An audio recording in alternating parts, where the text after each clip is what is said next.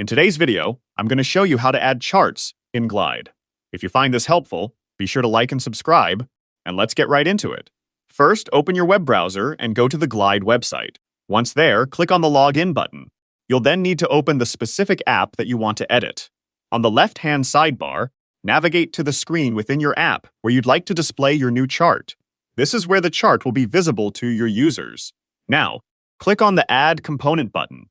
Scroll through the available components until you find and select either the bar or line chart option, depending on what best suits your data visualization needs.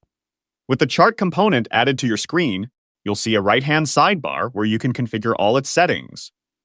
Begin by choosing the column that will represent your x-axis data, which is typically your categories or time periods. Next, select the column that will be used for your y-axis values, which are the actual numbers you want to measure. Under the Items section, you'll enter a caption to label your data points and then select the corresponding value from your chosen y-axis column. Moving on to the Design section, you have several options to customize the appearance of your chart.